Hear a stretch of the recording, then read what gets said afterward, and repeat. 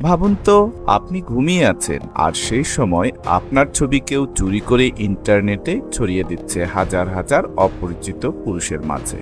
কেমন লাগবে? ভয়ঙ্কর। এমনই এক নরকীয় কাণ্ড ঘটেছে ইতালিতে, যেখানে হাজার হাজার নারীর সম্মতি ছাড়াই অন্তরঙ্গ ছবি শেয়ার হচ্ছিল একটি জনপ্রিয় ফেসবুক গ্রুপে। অবশেষে জনরোষ আর পুলিশের তদন্তের পর বন্ধ হলো সেই কুখ্যাত পেজ। ইতালির একটি ফেসবুক গ্রুপ, নাম ছিল মেয়ামুখি।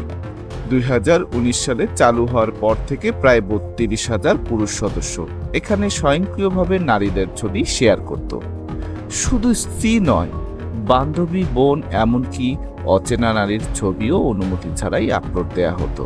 ইতালির ডাক পুলিশ জানায়, ছবিগুলোর অনেকই তোলা হয়েছিল নারীর ঘুমন্ত অবস্থায় বা ব্যক্তিগত মুহূর্ত, আর অধিকাংশ ক্ষেত্রে নারীদের সম্মতি ছাড়াই প্রকাশ করা হয়েছে।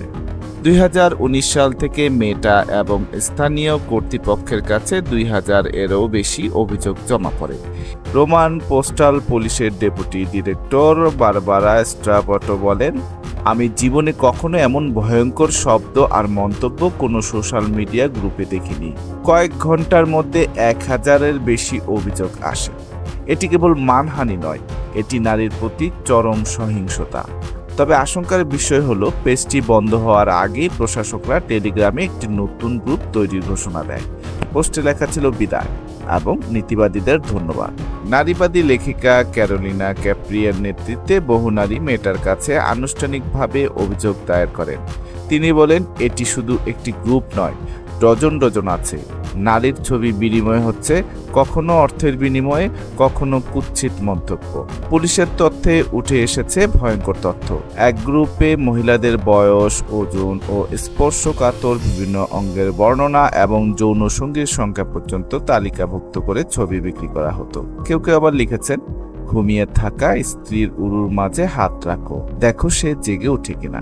এ ধরনের মন্তব্য ইতালি জুড়ে তীব্র ক্ষোভের সৃষ্টি হয়েছে। যৌন শোষণ, ধর্ষণ বা এর প্রচারকে আমাদের প্ল্যাটফর্মে আমরা অনুমোদন করি না। এ কারণে গ্রুপটি স্থায়ীভাবে বন্ধ করা হয়েছে।